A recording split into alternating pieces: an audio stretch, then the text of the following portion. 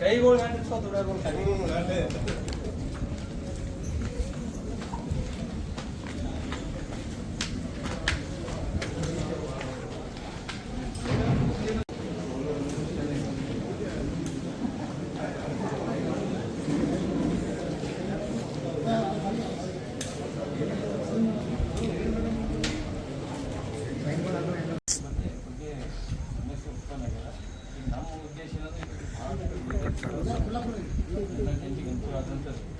ನಾವೇನು ಹೇಳ್ತೀವಿ ನಮ್ಮ ಆರೋಗ್ಯ ದುರಾಡಳಿತ ನಡೆಸಿ ಅದು ಕೆಡಿಸಿದ್ದಾರೆ ಅಂತ. ಈಗ ನಮ್ಗೆ ಇವತ್ತಿನ ರಿಪೋರ್ಟ್ ಪ್ರಕಾರ 214 ಕೋಟಿ ರೂಪೀಸ್ 3 ಸಲ ಅದ. ಅದರ ನಂತರ ಈಗ 189 ರೂಪೀಸ್ 4 ರೂಪೀಸ್ ಬಡ್ಡಿ ಮಾಡ್ಯಾರ. 430 ರೂಪೀಸ್ ಬಡ್ಡಿ ಟೋಟಲ್. ಅದಕ್ಕೆ ನಾವೇನು ಹೇಳ್ತೀವಿ ಆ ರೀತಿ ಈಗ ಬೇರೆ ಬೇರೆ ಕಡೆ 3 ತಗೊಂಡು 3 ವರ್ಷದ ಅಮೌಂಟ್ ತಗೊಂಡು ಮನ್ನಾ ಮಾಡಿದ್ರೆ ನಾವು ಇದರಿಂದ ಒಂದು ಕೋಆಪ್ರೇಟಿವ್ ಮತ್ತು ಕೋಆಪ್ರೇಟಿವ್ದಾಗ ಎನಿಮಿಟಿ ಇರಬಾರ್ದು. ಈ DCC ಬ್ಯಾಂಕ್ ನಾವು ಹೋಗ್ತೀವಿ ನಮ್ದು ಎನಿಮಿ ಅದ ಅಂತ ಕೇಳಿರ್ತಾರೆ, ಅದು ಆಗ್ಬಾರ್ದು ಅಂತ ಹೇಳಿ. ಹೀಗಾಗಿ ನಾವು ಕಿಸಾನ್ ಮೋರ್ಚೆ ಹೇಳೋದೇನೆಂದ್ರೆ ಇದು ಸರ್ಕಾರ ವಹಿಸ್ಕೊಳ್ಳಿ, ಅದ್ರ ಜೊತೆಗೆ ಅದಕ್ಕೆ ಫೈನಾನ್ಸ್ ಮಾಡಿಸಿ. ನಂತರ ಕಾರ್ಮಿಕರು ಸುಮಾರಾಗಿ 34 ಕೋಟಿ ಹಣ ಬರ್ತದೆ. ಅದು ಪ್ರೈವೇಟ್ ಫಂಡು 155 ಕೋಟಿ ಸೇರ್ಸ್ ಹೋಟೆಲ್ ಸೊ ಇದನ್ನೆಲ್ಲ ರಿಲೀಸ್ ಮಾಡಿ ಮಾರಾಟ ಮಾಡಿ ಇದರ ಉದ್ದೇಶಪೂರ್ವಕ ಮಾಡಬೇಕಿದೆ ಅಂತ ಕೋಆಪ್ರೇಟಿವ್ ಸೆಕ್ಟರ್ ಬೆಳೆಸುವಂಥ ನಮ್ಮಲ್ಲಿ.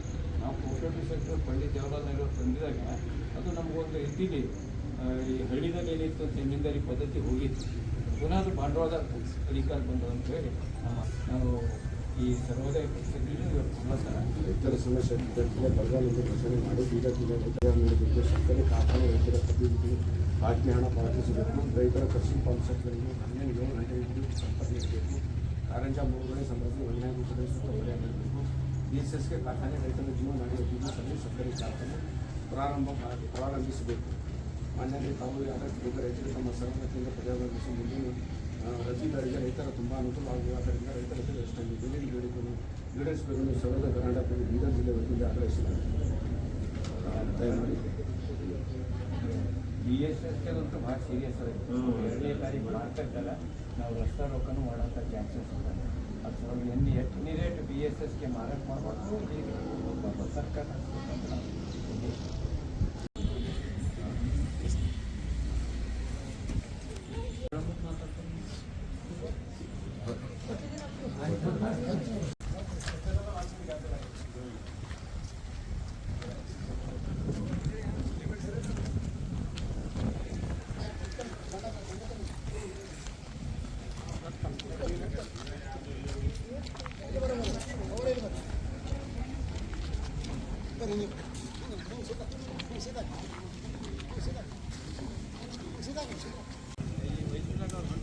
ಮೋರ್ಚಾಗೆ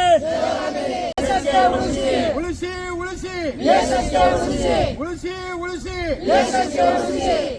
ಏನ್ ಖಿಲಾಫ್ ಏನ್ ಖಿಲಾಫ್ ಕರ್ನಾಟಕ ರಾಜರಥ ಸಂಘಕ್ಕೆ ಕರ್ನಾಟಕ ರಾಜರಥ ಸಂಘಕ್ಕೆ ಏನೇ ಬರಲಿ ಏನೇ ಬರಲಿ ಎಲ್ಲಿವರೆಗೆ ವತಿಯಿಂದ BSSK ರಕ್ಷಣೆ ಮಾಡೋ ಉದ್ದೇಶದಿಂದ ಇವತ್ತು ಮುಖ್ಯಮಂತ್ರಿಯವರಿಗೆ, ಈಶ್ವರ್ ಖಂಡ್ರೆ ಉಸ್ತುವಾರಿ ಸಚಿವರಿಗೆ ಮತ್ತು ಕೋಆಪರೇಟಿವ್ ಸಚಿವ ಲಕ್ಷ್ಮಣ ಸವದಿಯವರಿಗೆ ಮೆಮೊರಂ ಕೊಟ್ಟಿದ್ದೆವು. BSSK ಫ್ಯಾಕ್ಟ್ರಿ ಸುಮಾರು 400 ಕೋಟಿ ಮೇಲೆ ಸಾಲ ಇದೆ ಅಂತ ತೋರಿಸ್ತದೆ. ಅದ್ರಾಗ ಮೂಲ ಸಾಲ ಏನು ತಗೊಂಡಿದ್ದು 250 ಕೋಟಿ, ಅದಕ್ಕೆ ಬಡ್ಡಿ ಅದು ಹಚ್ಚಾರ. ನಾವು ಹೇಳೋದೇನಂದ್ರೆ ಸಹಕಾರ ಏನದ ಸಹಕಾರಿ ಇಲಾಖೆ ಯಾವಾಗಲೂ ಪ್ರಾಫಿಟ್ ಮೇಲೆ ನಡೆಯೋದು, ಸಾಮಾಜಿಕ ನ್ಯಾಯದ ಮೇಲೆ ನಡೀತದೆ. ಆದರೆ ಇಲ್ಲಿ ಏನಂದ್ರೆ ಕೋಆಪರೇಟಿವ್ ಸೆಕ್ಟರ್ ಇವತ್ತು ಕ್ಲೋಸ್ ಮಾಡಿ, ಒಂದು ಫ್ಯಾಕ್ಟ್ರಿ ಕ್ಲೋಸ್ ಮಾಡಿ, ಮತ್ತೊಂದು DCC ಬ್ಯಾಂಕ್ ಏನದ ಅದೇ ಅದಕ್ಕೆ ಹರಾಸು ಮಾಡಬೇಕು ಅನ್ನೋ ಉದ್ದೇಶ ನಡೆದ. ಇಟ್ ಈಸ್ ಡೈನಾಸ್ಟಿಕ್ ಆಡಳಿತದ ಇದು. ಈ ಡೈನಾಸ್ಟಿಕ್ ಆಡಳಿತ ಹೋಗೋ ಸಲುವಾಗಿ ಪಂಡಿತ್ ಜವಾಹರ್ಲಾಲ್ ನೆಹರು ಅವರು ಕೋಆಪರೇಟಿವ್ ಸೆಕ್ಟರ್ ತೆಗೆದರು. ಆದರೆ ಮತ್ತೆ ಸಹಕಾರದ ಏನಾದ್ರು ಸಹಕಾರ ಇಲಾಖೆ ಏನಾಗ್ತದೆ ಬಂಡವಾಳದಾರ ಕಡೆ ನಡೆದ.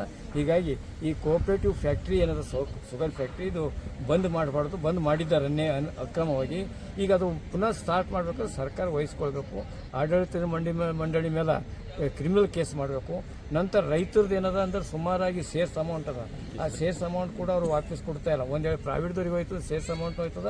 ನಾವು ಸೇರ್ಸ್ ಅಮೌಂಟ್ ನಾವು ಲೆಕ್ಕ ಮಾಡಿ 150 ಕೋಟಿ ಮೇಲೆ ಆಯ್ತದೆ. 155 ಕೋಟಿ. ನಂತರ ಆಲ್ರೆಡಿ ಅಲ್ಲಿ ಕೆಲಸ ಮಾಡೋಂಥ ಜನರದು ಸುಮಾರು ರೂಪೀಸು 34 ಕೋಟಿ ಹಣ ಬರ್ದವು. ಇಷ್ಟೆಲ್ಲ ಮುಳುಗ್ಸೋಂಥ ಪ್ರಯತ್ನ ಇದ್ದಿದ್ದಂಥ ನಮ್ಮ ರಾಜಕೀಯ ನಾಯಕರು ಮಾಡ್ತಾಯಿದ್ದಾರೆ. ರಾಜಕೀಯ ಇಲ್ಲ ಅಂತ ಹೇಳ್ತಾರೆ, ಆದರೆ ರಾಜಕೀಯ ಏನಂದ್ರೆ ಬಂಡವಾಳದ ಪರವಾದಂಥ ರಾಜಕೀಯ ಸಲುವಾಗಿ ಅದು ಕೃಷಿ ಕಾರ್ಮಿಕರಿಗೆ, ನಂತರ ನಮ್ಮ ಕಾರ್ಮಿಕರಿಗೆ, ನಂತರ ರೈತರಿಗೆ ಕೂಡ ಅನ್ಯಾಯ ಮಾಡ್ಲತ್ತಾರ. ಈ ಮುಖ್ಯಮಂತ್ರಿಯವರಿಗೆ DK ಶಿವಕುಮಾರ್ಗೆ ನಾವು ರಿಕ್ವೆಸ್ಟ್ ಮಾಡ್ತೇವೆ. ಅದರಂತೆ ನಮ್ಮ ಈಶ್ವರ್ ಖಂಡ್ರೆ ಅವರು ಏನಿದ್ದಾರೆ ಉಸ್ತುವಾರಿ ಸಚಿವರು, ಅದ್ರ ಜೊತೆಗೆ ಸಹಕಾರಿ ಇಲಾಖೆಯ ಮುಖ್ಯ ಸಚಿವರಿದ್ದಾರೆ, ಅವ್ರಿಗೆ ರಿಕ್ವೆಸ್ಟ್ ಮಾಡ್ತೇವೆ, ಈ ಕೋಆಪರೇಟಿವ್ ಫ್ಯಾಕ್ಟ್ರಿ ಜಿಂದ ಇಡ್ರಿ, ಬೀದರ್ ಜಿಲ್ಲೆಯ ರೈತರಿಗೆ ಅನುಕೂಲ ಮಾಡಿಕೊಡ್ರಿ, ಅಲ್ಲಿ ಇದ್ದಂಥ ಕಾರ್ಮಿಕರಿಗೆ ಹಣ ಕೊಡ್ರಿ ಅಂತ ಹೇಳ್ತಾ ಇದ್ದೆ. ನಾನು ಬಾಬರ ಹೊನ್ನಕ್ಕೆ, ಆಲ್ ಇಂಡಿಯಾ ಕಿಸಾನ್ ಸಭಾ. ಸರ್ಕಾರ ಬರಗಾಲ ಅಂತ ಘೋಷಣೆ ಮಾಡಬೇಕು. ರೈತರ ಪರಿಸ್ಥಿತಿ ಭಾಳ ಗಂಭೀರ ಇದೆ. ಇದಕ್ಕೆ ಸರ್ಕಾರ ವತಿಯಿಂದ ರೈತರ ಸಾಲ ಮನ್ನಾ ಮಾಡಬೇಕಂತ ನಮ್ಮ ಡಿಮಾಂಡ್ ಇದೆ. ಎಕರಿಗೆ 50,000 ರೂಪಾಯಿ ಕೊಡಬೇಕಂತ ಕಸಿ ರೈತರ ಬೇಡಿಕೆ ಇದೆ ಪೂರಾ ಬೀದರ್ ಜಿಲ್ಲೆಯಲ್ಲಿ.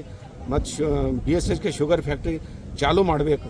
ಎಲ್ಲ ರೈತರದ್ದು ಅದು ಜೀವನಾಡಿದ್ದಾರೆ BSSK ಶುಗರ್ ಫ್ಯಾಕ್ಟ್ರಿ.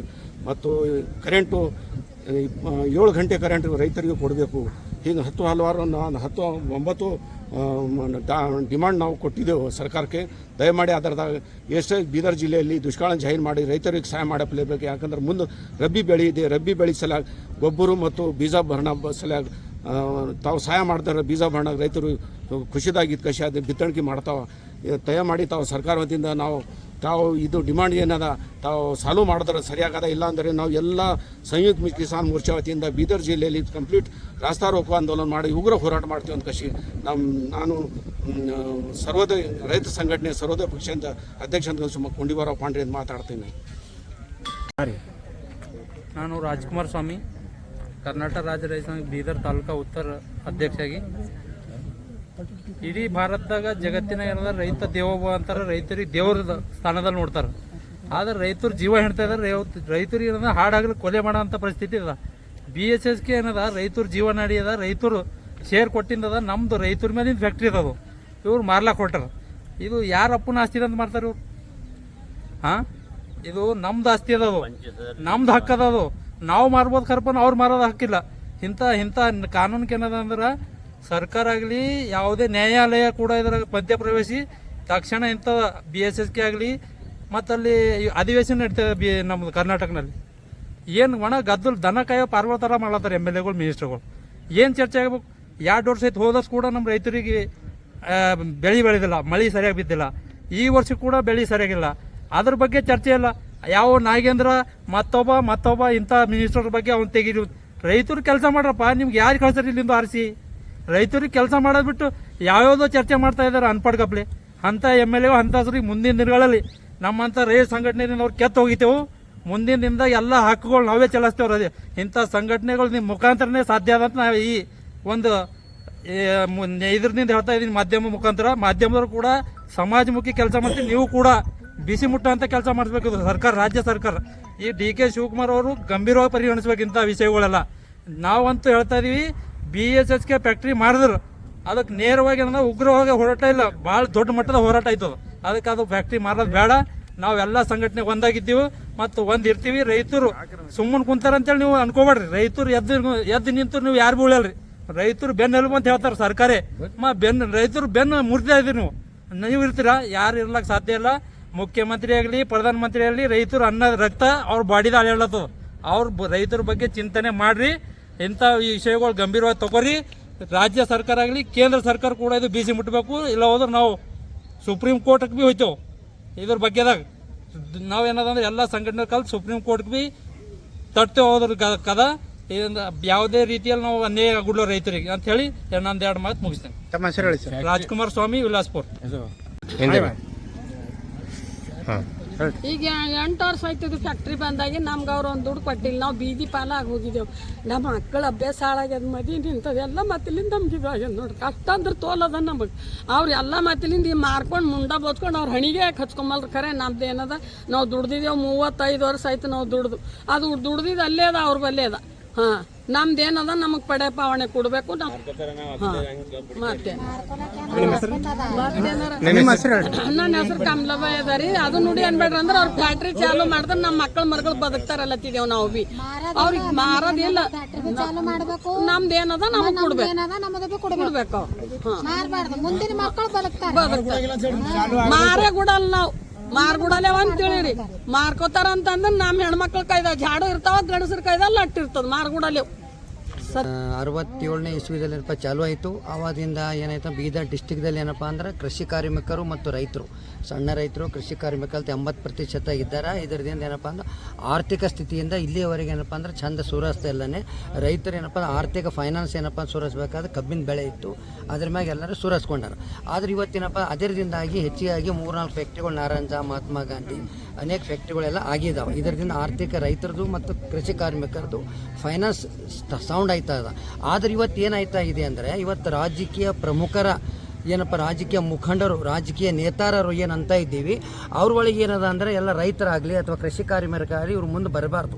ಇವ್ರು ನಮ್ಮ ಹಿಂದೆ ಓಡಾಡಬೇಕೆಲ್ಲನೇ. ನಮ್ಮ ಹಿಂದೆ ಓಡಾಡಿದ್ರೆ ಏನಪ್ಪ ಅಂದ್ರೆ ನಾವು ಹೇಳಿದಂಗೆ ಕೇಳ್ತಾರೆ, ಅವ್ರು ಫೈನಾನ್ಸ್ ಜನ ಮುಂದೆ ಬರಬಾರ್ದು ಅಂತ ತಿಳ್ಕೊಂಡು ಇದಕ್ಕೇನಪ್ಪ ಅಂದ್ರೆ ಹರಾಸ್ ಮಾಡಬೇಕಂತಂಬ ಉದ್ದೇಶದಿಂದ ಏನಪ್ಪ ಅಂದ್ರೆ ಇವತ್ತು ಶುಗರ್ ಫ್ಯಾಕ್ಟ್ರಿ ಏನಪ್ಪ ಹಳೆಕೆರೆ ಫ್ಯಾಕ್ಟ್ರಿ ಹರಾಸ್ ಪೊಸಿಷನ್ಗೆ ಅವ್ರು ತಂದಿಕ್ಕಿದ್ದಾರೆ. ಇದು ಆಗಬಾರ್ದು ಅಂತ ಹೇಳಿ ಕೇಳ್ತೇವೆ. ಮತ್ತು ರೈತರಾಗಲಿ ಕೃಷಿ ಕಾರ್ಮಿಕರಾಗಲಿ ಹೆಂಗಿದ್ದಾರೆ ಅಂದರೆ, ಮಕ್ಕೊಂಡ್ರ ಕುಂಭಕರ್ಣ, ಎದ್ದರ ವೀರಭದ್ರ. ಹೆಂಗಂದ್ರೆ ಎದ್ದಿರಾಗ ಆಗ ಗೊತ್ತಾಯ್ತು ಎಲ್ಲ ನೀವು ಮಕ್ಕೊಂಡ್ರೆ ಅಂತ ತಿಳ್ಕೊಂಡ್ರೆ ಇವರೆಲ್ಲನೇ ಎಲ್ಲಕ್ಕಂದ್ರೆ ನಮ್ಮ ಮೇನ್ ಫಸ್ಟ್ ರಿಕ್ವೆಸ್ಟ್ ಏನಪ್ಪ ಅಂದ್ರೆ, ಇವತ್ತು ರಾಜಕೀಯ ಮುಖಂಡರು ಯಾರು ಅಂದರೆ MLA, MP ಗಳು, MLCಗಳು ಇವರೇ ಏನಪ್ಪ ನಡೆಸೋವಂಥವ್ರು. ಇವತ್ತು ಏನಾಗ್ಯದ, ಶಾಸನಾಂಗ, ಕಾರ್ಯಾಂಗ, ನ್ಯಾಯಾಂಗ ಇವು ಏನು ಮಾಧ್ಯಮಗಳು ಅವನೇ ಇಲ್ಲ, ಈ ಅಷ್ಟೂ ಎಲ್ಲ ಉಪಯೋಗ ಏನಪ್ಪ ಅಂದ್ರೆ ಇವ್ರು ಶಾಸಕನಾಂಗದವ್ರು ಏನಪ್ಪ ಅಂದ್ರೆ ತಗೊಂಡ್ರೆ ಕೈದಾಗ. ಇದರಿಂದ ಇದು ಆಗಬಾರ್ದು. ಮತ್ತು ಇದ್ರ ಆಗಲಿ ಪರವಾಗಿಲ್ಲ, ಜನ ಸೇವಕರಾಗಬೇಕು. ಜನ ಸೇವಕರಲ್ಲ, ಜನ ಸೇವನಾಕರಾಗ್ತಾರೆ, ಸೇವನ ಮಾಡ್ತಾಯಿದ್ದಾರೆ. ಇದು ಆಗಬಾರ್ದು ಅಂತೇಳಿ ಕೇಳ್ಕೊತಿದ್ದು. ಇದ್ರ ಪರಿಣಾಮ ಮುಂದೆ ಅವ್ರು ಏನಪ್ಪ ಅಂದ್ರೆ ಒಂದೇಳೆ ಜನರಿಗೆ ಏನಪ್ಪ ಅಂದ್ರೆ ಒಳ್ಳೇದು ಮಾಡಿದ್ರೆ ಉತ್ತಮ ಆಯ್ತದ. ಇಲ್ಲರ ಏನಪ್ಪ ಅಂದ್ರೆ ಅವ್ರದ್ದು ಏನು ಪದಾಧಿಕಾರಿಗಳು ಮಾಡಿ ರಾಜರಪ್ಪಲೆ ಏನು ಮೆರಿತಾ ಇದ್ದಾರೆ, ಇದು ಮುಂದೆ ಹೊಡ್ತಾ ಕೊಡ್ತಾ ಅಂತೇಳಿ ಏನಪ್ಪ ಅಂದ್ರೆ ಎಲ್ಲ ಜನರ ಪರವಾಗಿ ಏನಪ್ಪ ನಾನು ಹೇಳ್ತಾ ಇದ್ದೀನಿ. ಶಿವರಾಜ್ ಪಾಟೀಲ್ ಅತಿವಾಳ. जिले में जो 3 कोऑपरेटिव फैक्ट्रियाँ हैं, अब जो BSS के फैक्ट्री जो है, हमारा कर्नाटक के मुख्यमंत्री आज लेटर भेज दिया उनको.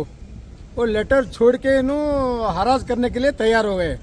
CM का लेटर है, ये बेचने को नहीं आता. कोऑपरेटिव कौन सा भी संस्था है वो बेचने को नहीं आता, वो लीज में देना पड़ता है. इन्हों सीधा लीज में देना. क्यों बोले तो हमारा जिले के उस्तुवारी मंत्री 3 साल से हमारे जिले के उस्तुवारी मंत्री हैं. 3 साल से इसका समस्या चल रहा है BSS का.